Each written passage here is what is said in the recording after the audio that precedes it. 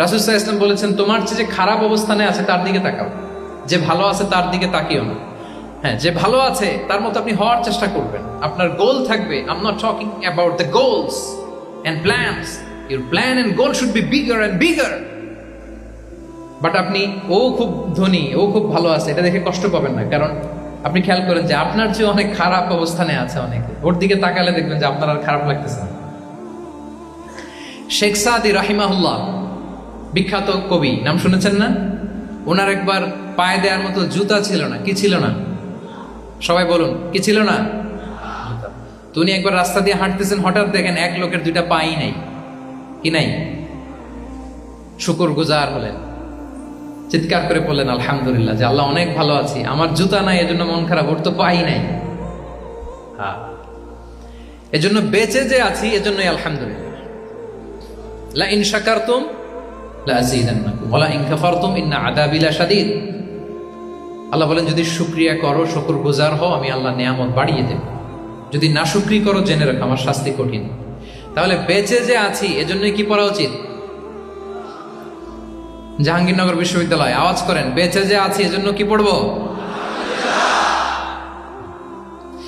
আপনি যে অবস্থানে থেকে খুশি না, ভাল লাগে না আপনার, যে হায় রে আমি তো লুজার, আমার কিচ্ছু নাই, আপনার এই অবস্থানে পৌঁছাটা অনেকের জন্য স্বপ্ন।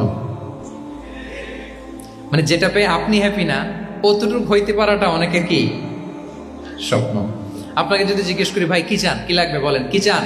তা আপনি বলবেন যে শেখ আমি ধনী হইতে চাই, আমার একটা ব্রাইট ক্যারিয়ার চাই, আমি টাকা চাই, আমি খ্যাতি চাই, আমি ক্ষমতা চাই, এটা কত যে চাওয়ার ফিরিস্তি আমাদের।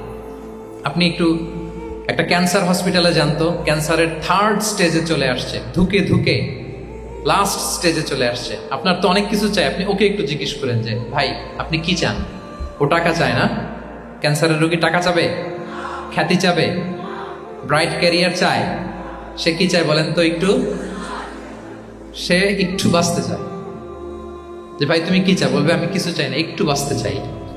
বার্ন ইউনিটে যদি কখনো যাওয়ার সুযোগ হয়, দেখবেন যে চিৎকার করে তারা, এত কষ্ট, এই দহনের কারণে এত কষ্ট, তারা চিৎকার করতে থাকে হসপিটালকে কাঁপিয়ে। আপনি ওকে একটু জিজ্ঞেস করবেন, ভাই কি চাও? বলেন তোর চাওয়াটা কি?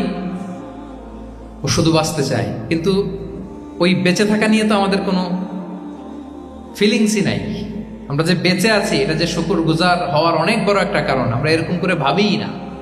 এজন্য সুপ্রিয় সুধী মণ্ডলী, আমরা যে বেঁচে আছি এজন্য আলহামদুলিল্লাহ। শুধু বেঁচে থাকার কারণে আমরা কি পড়বো?